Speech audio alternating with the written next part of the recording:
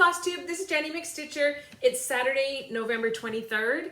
This is my 9th Flosstube video, and I'm very happy that you're here today. Thank you for joining me. If you're new to this channel, this is all about cross stitch. Pretty much 100% about cross stitch, maybe 5% other. I did want to talk to you briefly about my last video, number 8, which was a few weeks ago now. On that video, I had a Pass the Stash contest, and I'm very happy to announce that Julia the Stitchergurl won Yule Queen. So I have sent that off to Julia. I sent it this morning, so it's probably not going to actually get posted until Monday morning, but it's probably just sitting in the box. But anyway, there you have it. It's on its way. So Julia, congratulations, and I was pleased to see that you won, because I also wanted to mention that Julia is one of my new favorite floss tubers. She's got a very new channel, much newer than mine. I think she might be on her 4th one, and she's got great hair and great projects, and she's very funny. She's the kind of person that I would gravitate to in real life. So it's and so are a lot of people on Flosstube. It's just such a great community, but I particularly like Julia's start in the Flosstube world. So congratulations again, and I will link to your channel down in the about section. If I can figure out how. The techie part of this is going over my head. For instance, also in my last video, I wanted to share a picture of the flaming cross stitch eyes from the pumpkin that I told you about. And I did attach a picture. I tested it before I uploaded the video, but somehow the uploaded version didn't have that picture attached to it. So I'm going to try again, because I would like to insert photographs that I've taken of my before and after in my progress on my whips. So it should be a basic thing. People do it all the time, but you have to stay on top of technology, or technology gets on top of you. And so I feel a little bit like technology has gotten on top of me, but I'm gonna try. So cross that out. And the other thing I wanted to mention was that this is the location that I started my first Flosstube video in. This is the eat in part of my eat in kitchen. I have a funny shaped kitchen, and it was one of the things that might have made other people not buy this house, because it's like a figure 8 kitchen where it sort of squeezes in the middle, and then it has these 2 small sections. But it is what it is. I've gotten used to it, and now I'm just territorial in the kitchen. If I'm in here, no one else is. So this box behind me here is going to be an advent calendar very soon. So I had mentioned on my first video that I counted the cubbies and that there's 25 of them. So that exciting little tidbit of information made me go out and buy these little wooden cutouts. I'm going to paint them brass colored, and with a stencil I'm going to write 1, 2, 3, 4 up to 25, and then stick them on the facing part of the of each cubby, and then make that an actual advent calendar for the holiday season coming up. So I thought I would sit here today. Actually, I think this is a better location for me than in my sewing room, because there's too much stuff in my sewing room. This is a little bit more clear.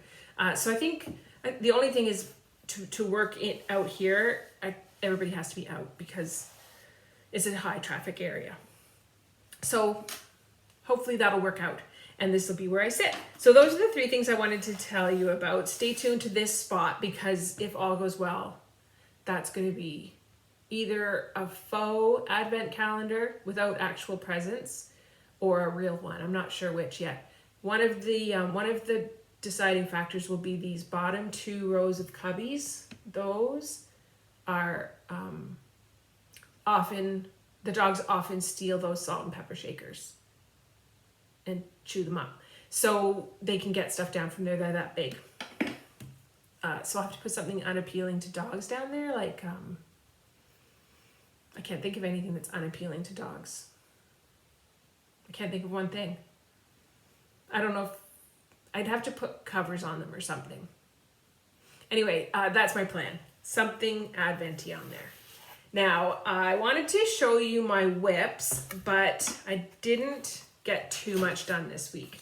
One of the pieces that I've been working on is my, I said week, but it's more like a month. My linens and threads, mystery stitch along.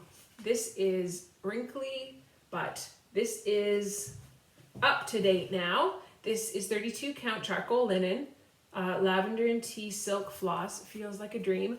This is this border here. I found it very, very hard. It looks like it would be easy because it's just a pattern, right?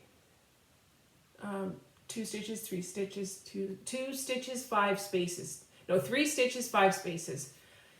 I don't know what, maybe it's because it's so far away from this border that it always felt like it was kind of floating, but I made so many mistakes and did so much frogging on that section, on that border, that it actually took me a week.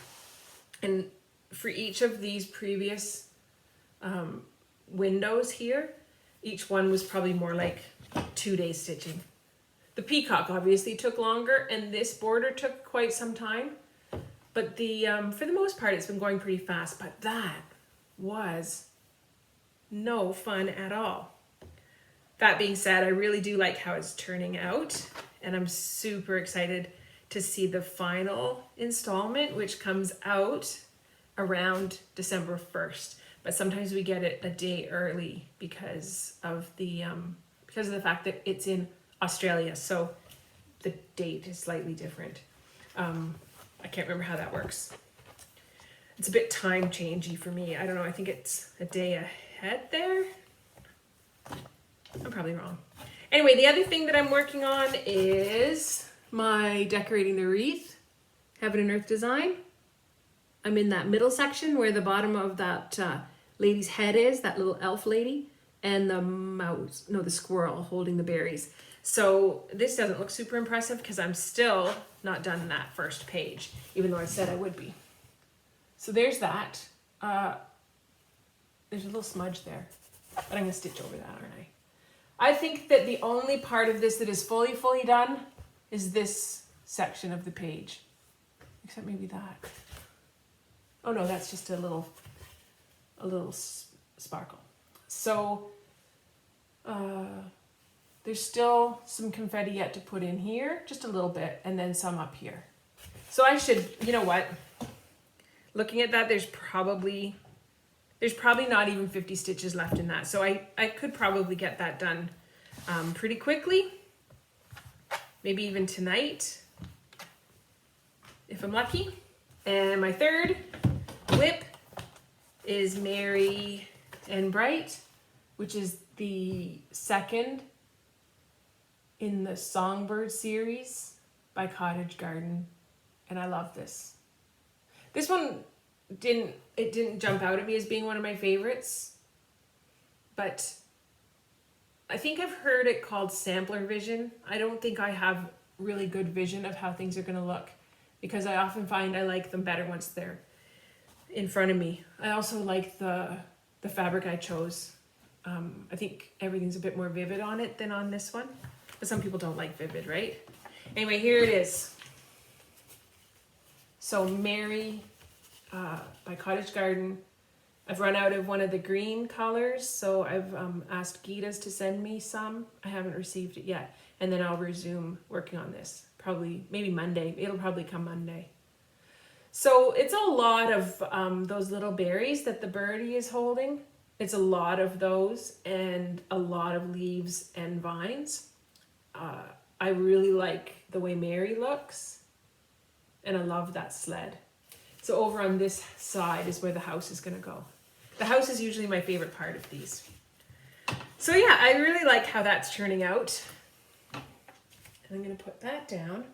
And now I did pop over to Gita's recently, and I picked up this tiny modernist chart. I'm going to make a drum out of this. But I think I want this exact fabric.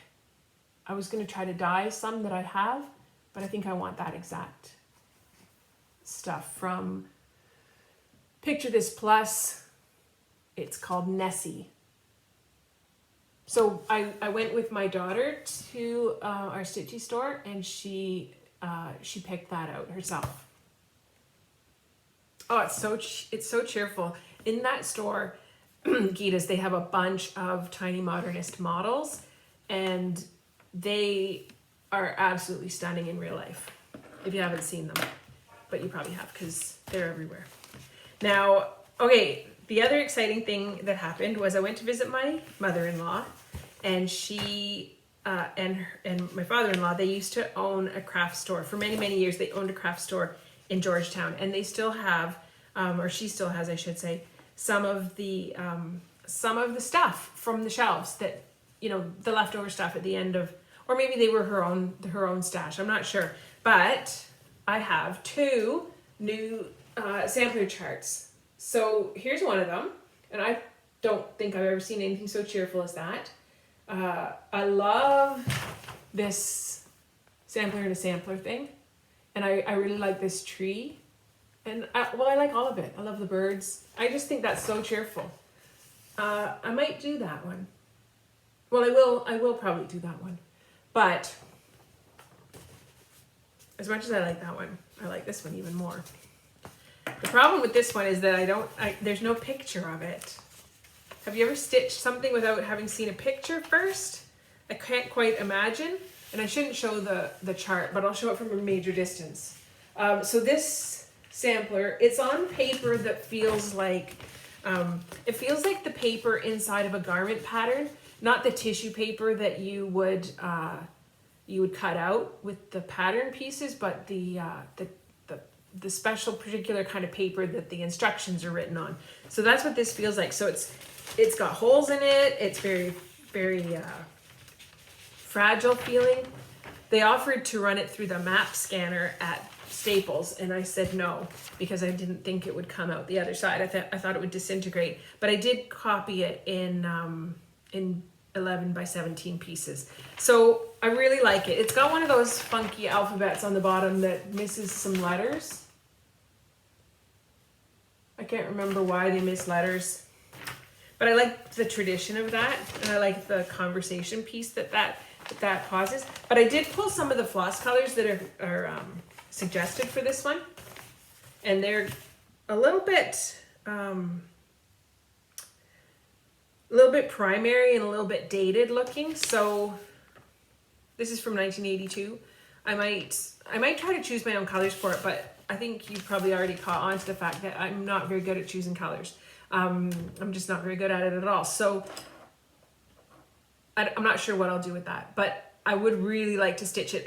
It appeals to me to stitch something from a chart without having seen the model stitched, because it'll just come to life in such a more dramatic way than if you have seen a model or if you've seen the picture.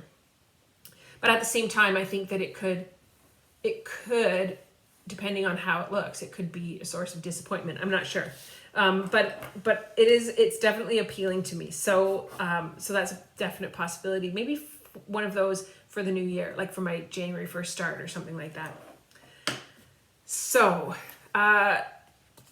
on my last video, someone very thoughtfully suggested that I do a tutorial on how I frame from Flea Market Frames.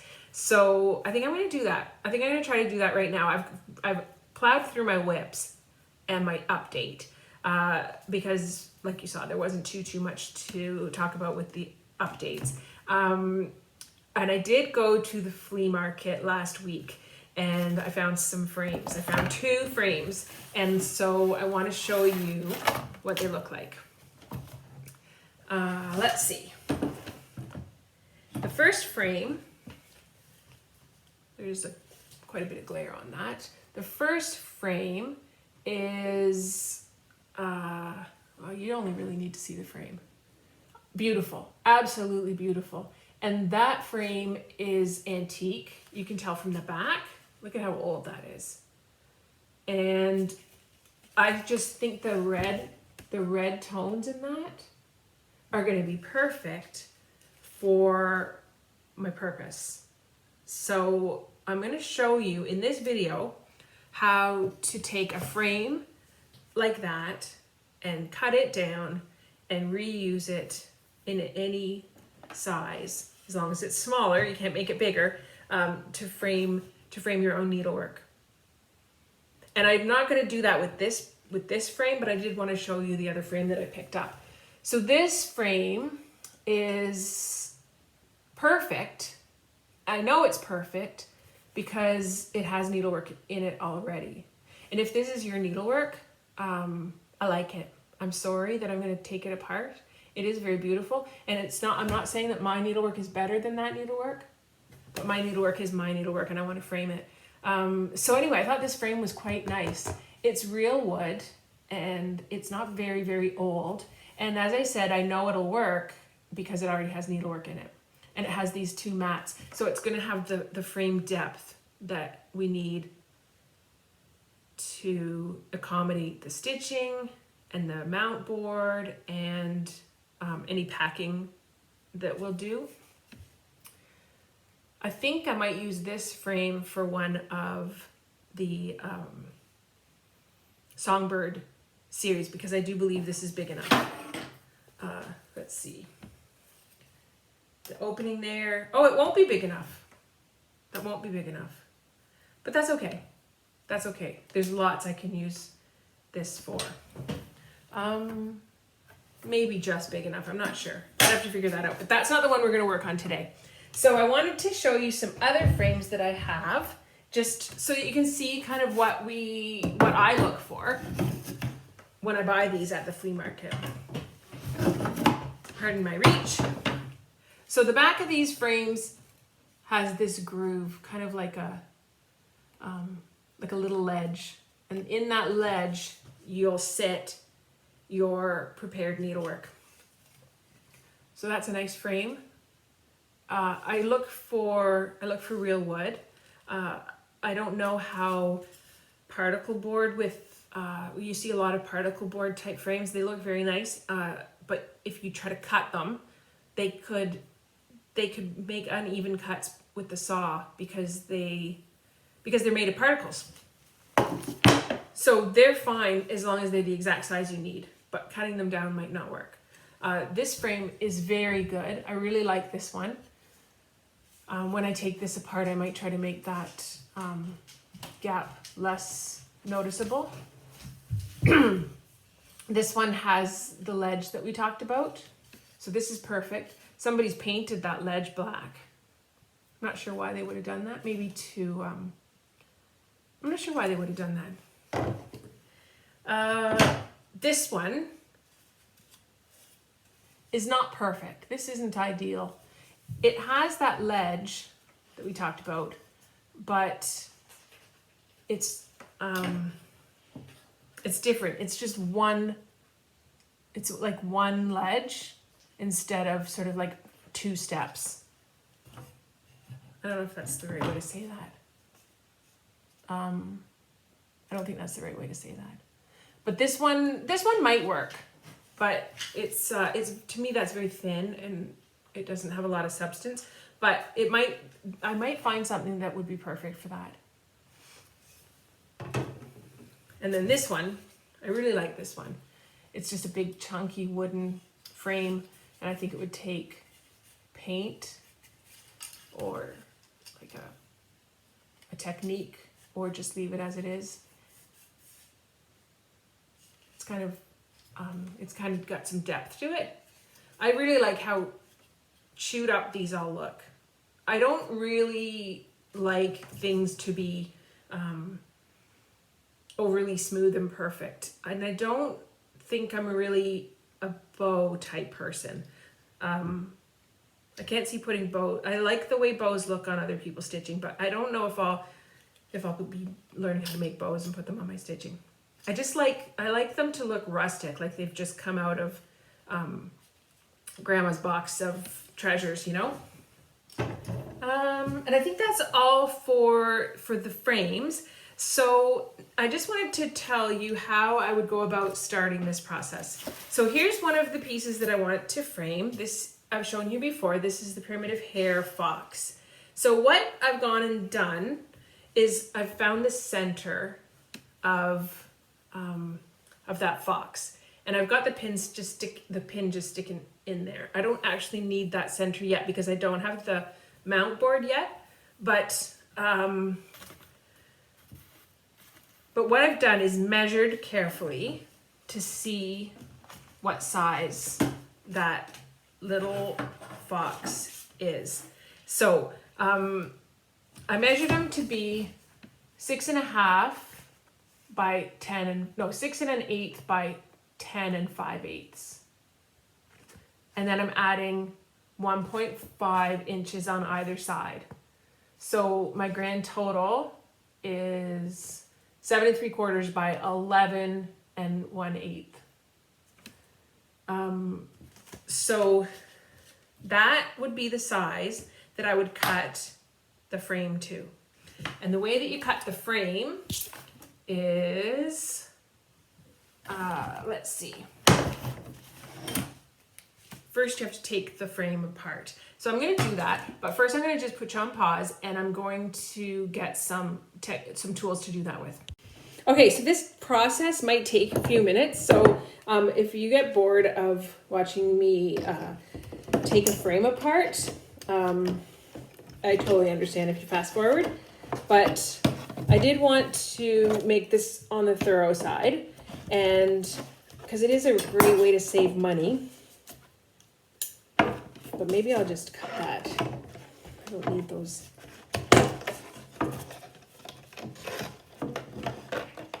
These are very sharp. Maybe these ones are. Oh, hello, yeah. Yeah. Okay, so I take off the hardware because I like to put new stuff on anyway. Once you resize them, the hardware is never in the right spot anyway, so to me there's no point in leaving them on there.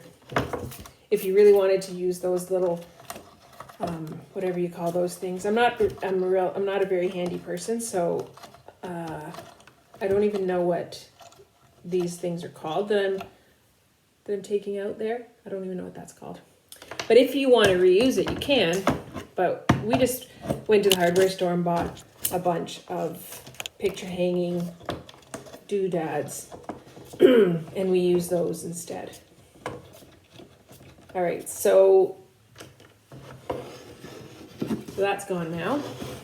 Can you see this very well? It just looks like I'm not doing it. There, that's a bit better. And then I take the paper off. I made sure all my, actually not quite all, I'm making sure all my stitching is out of the way because this is a dirty job here. I'm always amazed at what's underneath. It's quite, this paper is super brittle, like, oh my goodness. Now it's got these little sharp, what do you call these? I don't even know. They're like, you could probably do some pretty serious harm with one of those. So I'm very careful with those that I don't let my, I don't let them fall on the ground because my dogs would eat those up. Or maybe they wouldn't, I don't know. I'm not going to give them the chance. So those just pull out real easily from the frame, like super easily. But you have to be kind of careful because they're sharp. I don't touch them really at all. I've got a cup with all the stuff I've taken out of frames in it. It's pretty much full.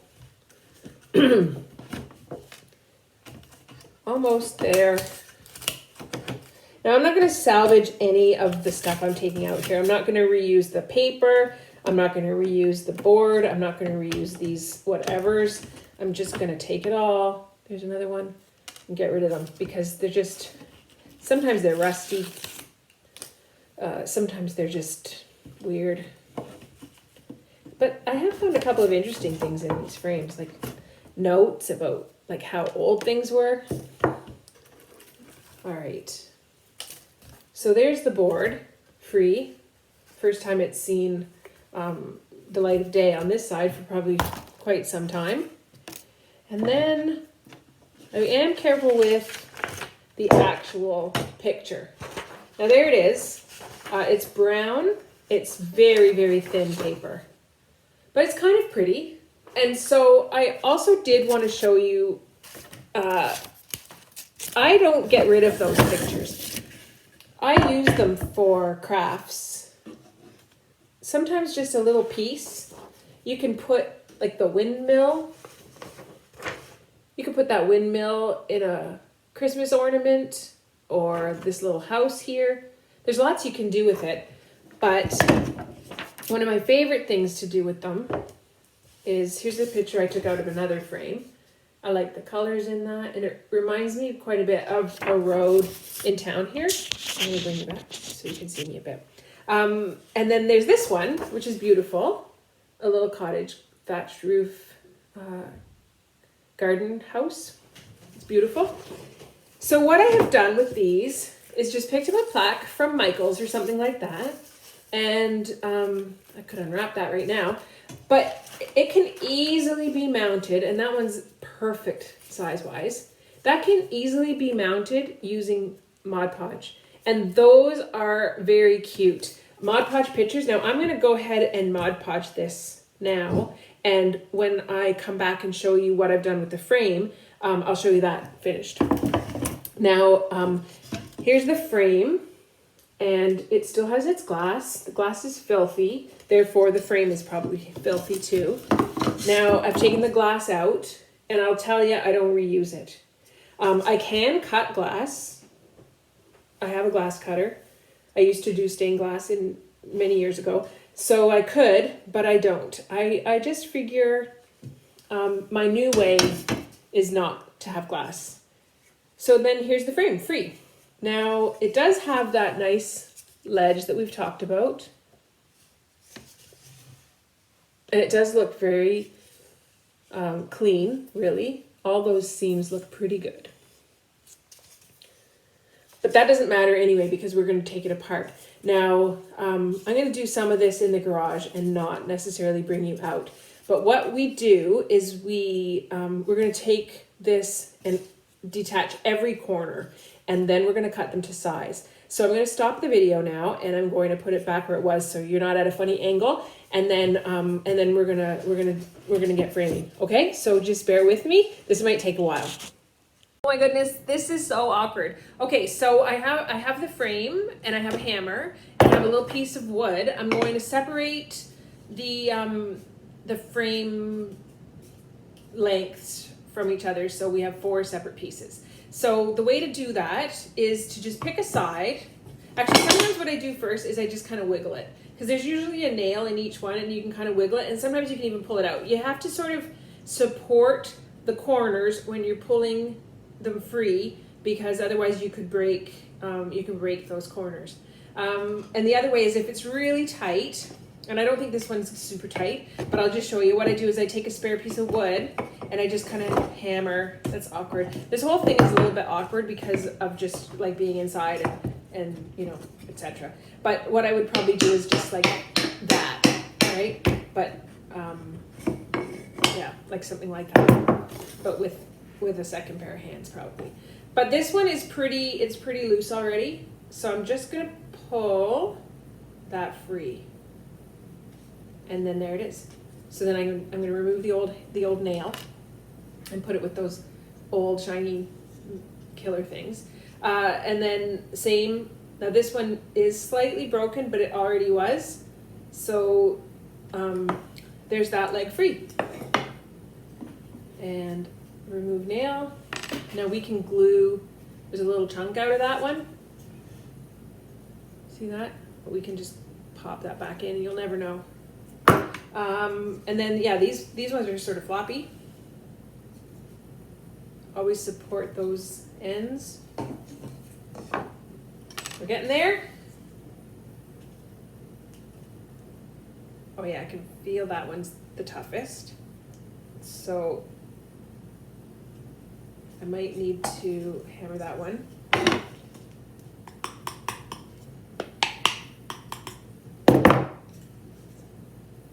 That did nothing. Let's come and look. See that? There we go. So now we have 4 lengths. This wasn't a square, it was a rectangle, so we have 2 and 2, right, for size.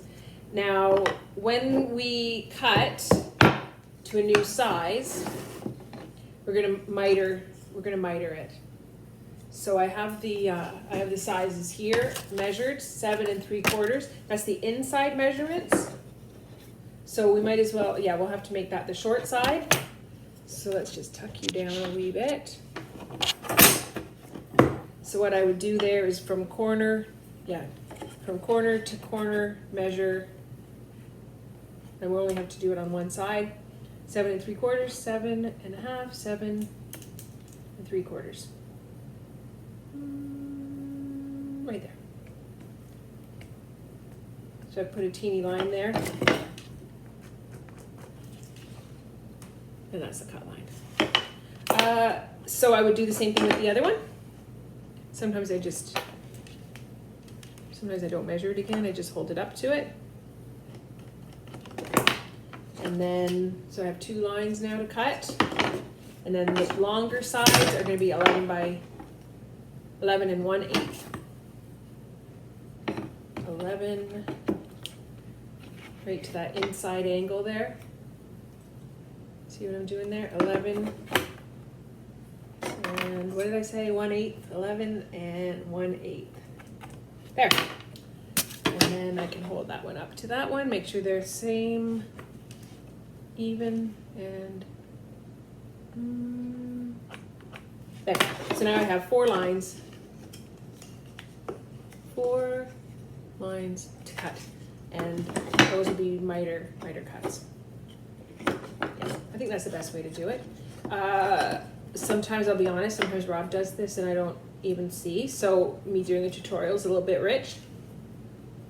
But I forgot you're down low again. But I'm pretty sure that's how he does it. It's definitely how I do it. Now, in terms of mitering your corners, we don't have a drop saw. Those are kind of ideal, the drop saws, because they're quick and clean. We have like one of those ones that you push through. You could also do this with a miter box and a handsaw, and a nice fine small handsaw. It might take you a little while, but it would make a nice cut. So yeah, they're all 45-degree angles, the miter cut. So I'm gonna go and I'm gonna do that right now.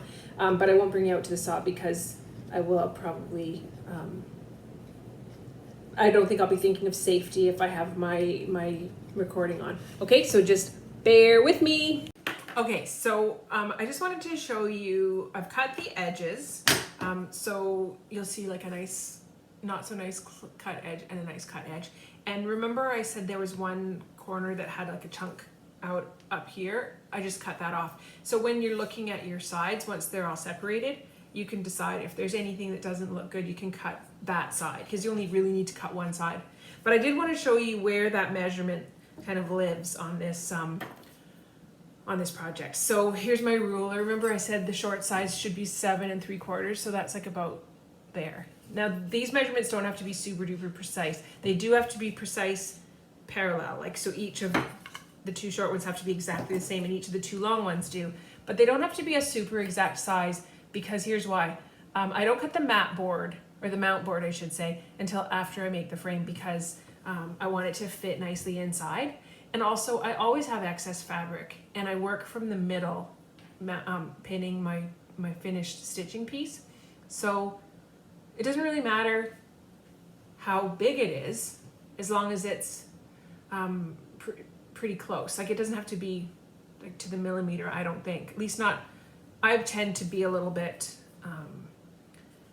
enough is enough, kind of like I'm not type A, so that works for me. But anyway, I did want to show you. So there's where the measurement comes to play.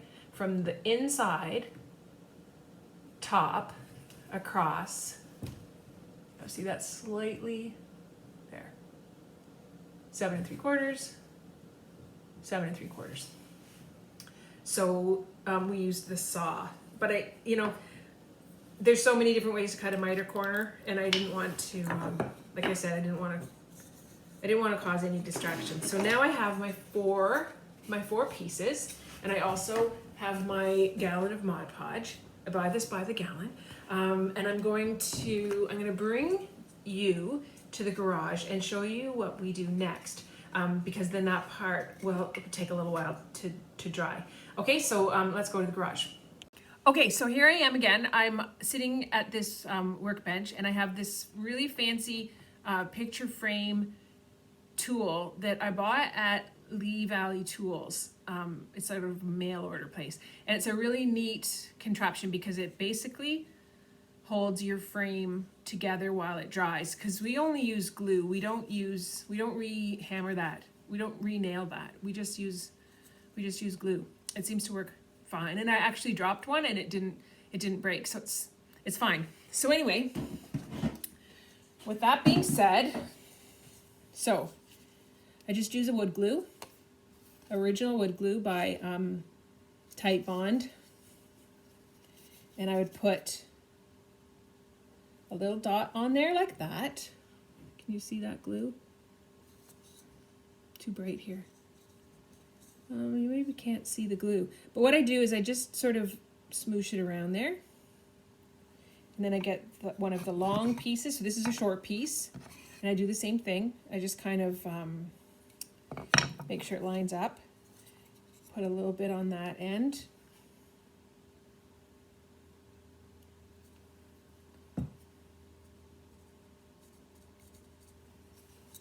and then I always have to really fuss with it. And then we just lay that down into this magic. Oh, it doesn't friggin' fit. Lay that down. Jeez! Like that.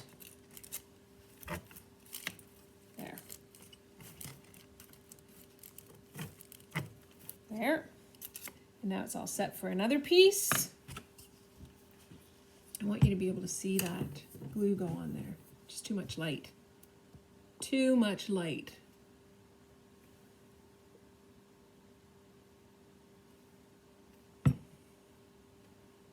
Still.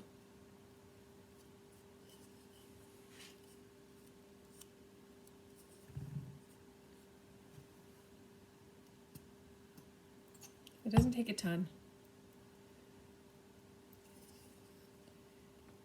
So short side to long side, and then again, long side to short side.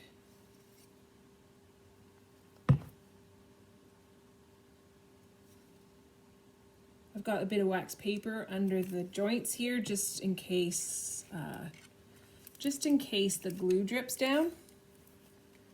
Now, the beauty of this little contraption is that it tightens, and then you get pretty smooth,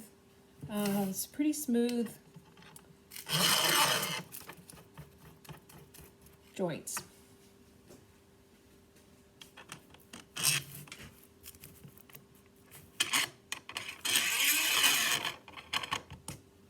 One, two.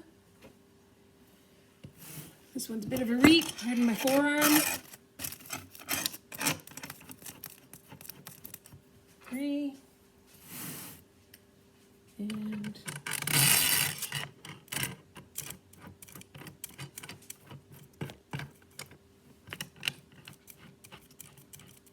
4. Now you kind of gradually tighten these.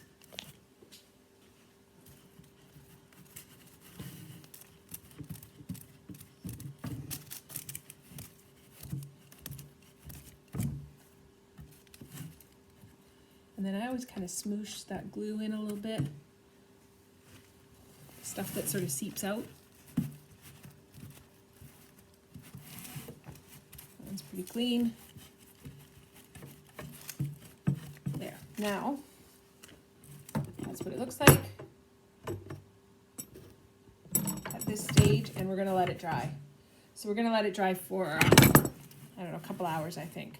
And I'm going to go inside and I'm going to bring you back with me because I'm going to do the Mod Podging of the old picture from this frame when I bought it. Okay, here we go. Okay, so I'm back. That's a lot of back and forth, and I'm sorry if that's making anybody dizzy, but that was sort of the only way. I couldn't really see doing the gluing part inside. So now I have my my picture, and I did have to trim the tiniest bit off of one side, and I used one of these cutters so that I didn't have scissor lines, because I'm a terrible cutter otherwise. And so sometimes I would probably stain this and sand it and stuff, but I think I'm going to leave it because I think the color of this wood, it will darken a little bit, but I think it sort of goes nicely with this design because it's such a close match to the background color and the color of the house, and probably the original paper color. Yeah, it's pretty close, except where this is aged. So the original purchase price for this print was $1.65 for Mrs. J. Collins at 7 Henrietta. So I don't know what that's all about, but it's kind of cute. I love notes on these things from the previous owner. This has been sealed up for a little while. I'm probably going to need my pliers. Will these ones work? No. Will these ones work? No. Hold tight. I don't know if you've ever seen one of these, but they're jar openers and they work on everything. So this will work. Yep. Now Mod Podge is my favorite stuff, and I don't fuss with it very much. I just spread it on. I love the smell of it. I did find out recently though that I'm a little tiny bit allergic to it. I was Mod Podging so much stuff last summer, and like not the summer that just passed, but the one before that. And it was this past summer, and my hands broke out in a terrible rash, and because I wasn't even wearing gloves, and I'm not wearing gloves today, but I'm not planning on handling it too much. So I just try to smooth that as much as possible onto the surface. If there's any spare bits of like slivery wood bits, I just pick them off. No major streaks.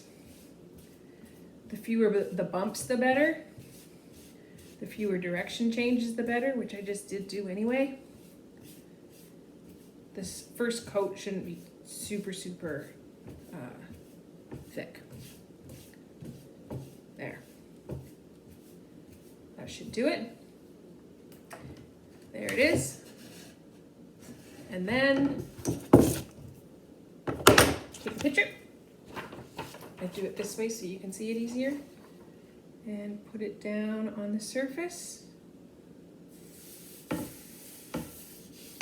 Just like that. Right, and then I do sort of like to do a wallpaper technique on it to get the air bubbles out.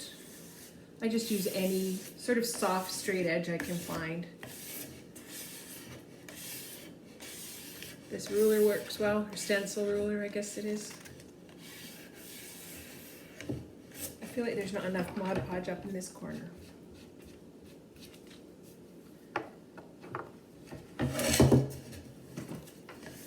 There we go. Down at the bottom. So it shouldn't have too much in the way of air pockets now. But even if it were to, I feel like this Mod Podgy stuff, it's so forgiving. There you go, that's pretty smooth. Actually it might even be smoother than when it was dry.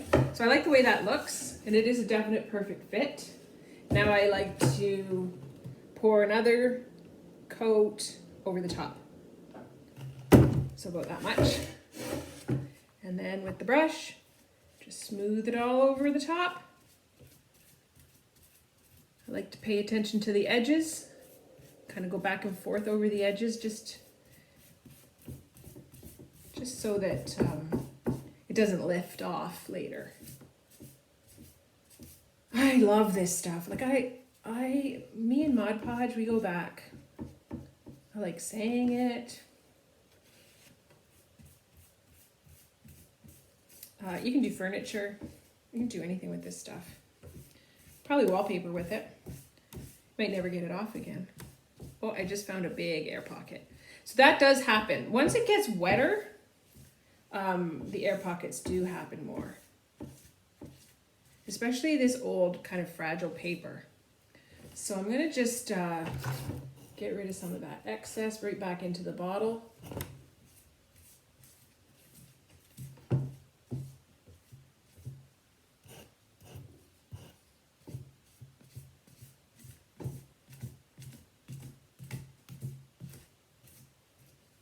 Back in the bottle.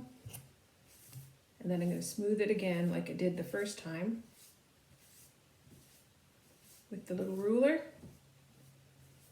but being very gentle this time because,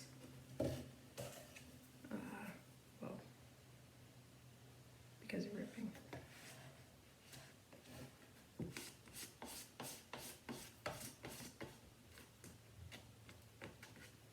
You know what, I am going to use my hand. So there it is. I'm going to just use my hand to smooth that out. It's okay to have creases in it, as long as there's not bubbles. Bubbles aren't good. It feels kind of nice.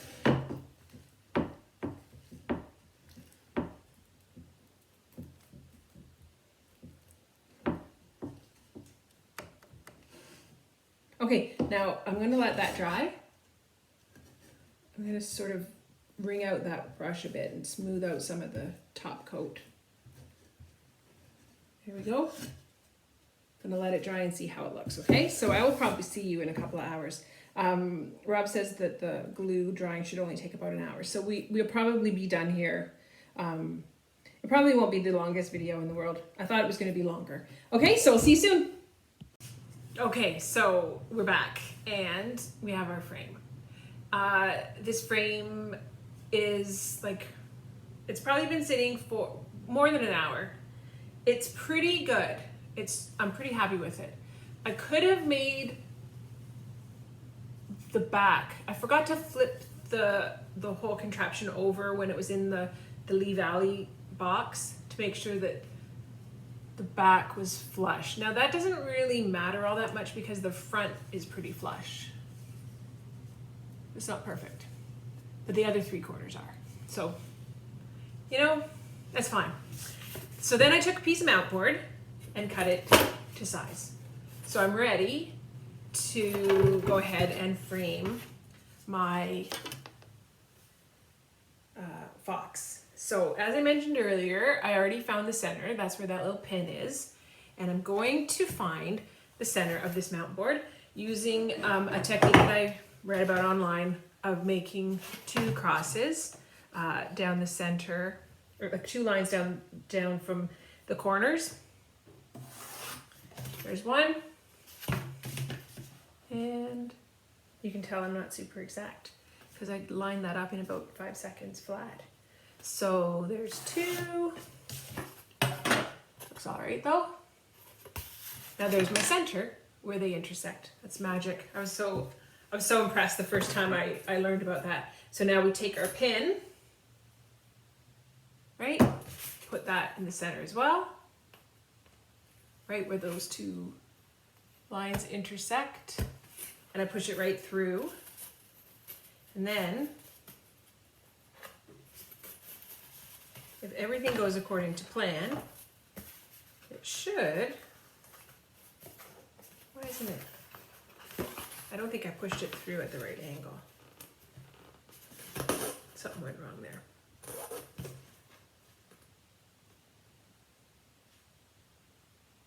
Oh, I don't think that was the right spot.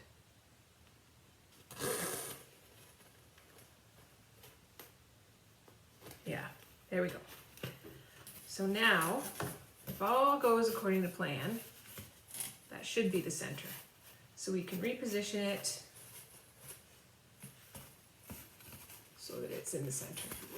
Now, before I go to the trouble of pinning, I do like to fold over the fabric edges. This, you know what, the mount board is a little bit snaggy at the sides, so it's grabbing hold of the fabric. Now that's a little bit tight, actually. It's a little bit tighter than I wanted it, so I don't know why I measured it so tight. But what I want to do is just put the frame around it just to make sure that it fits, and it does. Now you can tell that's not straight at all, but it fits. So there's more space on the sides than on the bottom and the top. I thought I made that fairly equal. But you remember when I said the measuring doesn't matter that much? It doesn't matter that much to me, but I can see how other people would be a lot more meticulous about those things. So what I'm gonna do is I'm gonna go ahead and use it because there's no taking it apart now, right? And I think it's gonna still look good. So what I like to use is these bridle and lace pins because they are stainless steel and they're not too big. They're 27 millimeters, and I usually can find them on sale half price. So I don't know, I don't want this to be a whole pinning tutorial, but that's what I'm gonna do. I think I like pinning more than I like lacing. So, you know, I just do the center spot at the top, and then the center spot at the bottom, and then I just gradually move across both the top and the bottom, and then I do the sides, and it should all work. So I'm gonna do that while you're not watching me, because that would be super boring, and then I'm gonna come back. Okay, so this is probably going to be the last video in this, or the last segment of this video. I'm finished. So I did the pinning. Now that's how I started to do it, all those little pins, and then I just taped the back with, I had a choice of blue or green tape, and I think the green is the lower residue or whatever, but it's on the back anyway, so I don't think it matters that much. But anyway, that's ready for the frame. I always get a little thumb fatigue from pushing in the pins. Anyway, and then you just slide that into your frame. It fits like a glove at the back, and it looks perfect at the front, or as close to it as I need it to be. So so there you go. That's Primitive Hair Fox on her fancy Anne Boleyn fabric, which I love, and a Flea Market frame. Now we will wedge that in with little nails, but not those weird.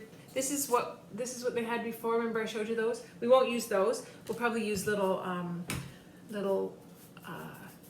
nails, little finishing nails, and then maybe only one on each side, and then we cover the whole back with paper, brown paper, so that it looks kind of like it would from a framer's. So I think that's about all I really need to show you on that, but I did want to show you the fairly dry Mod Podge house.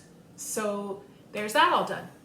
So I like doing this because I just feel like it's just a little nod of respect to the original picture, which we took apart. I don't know.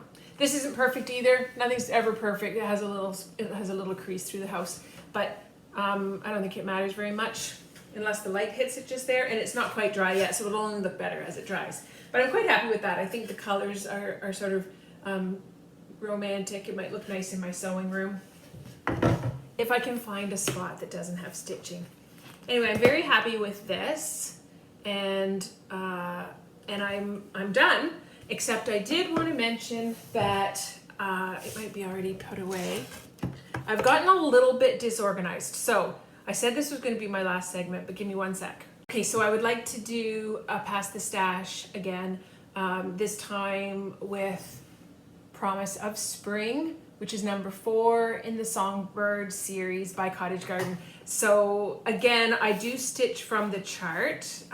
So my charts aren't perfect after I've used them, but this one doesn't happen to be too bad. I've massacred them far worse than I did this one. So yeah, not perfect, but passing the stash on Promise of Spring. So if you could comment something with the word spring in it. Last time it was Queen, this time it's going to be spring. That would be great. Promise of Spring, Cottage Garden, and good luck. And I think that's it. This is only going to be maybe, I don't know, 45 minutes or something like that, but for me it's been about 4 hours. So I need to do some stitching.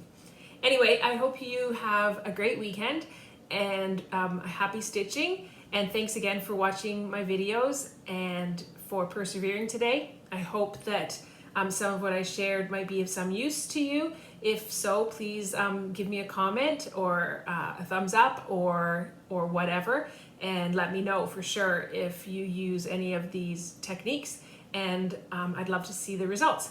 Okay, so take care, and I hope to see you again soon. Bye now.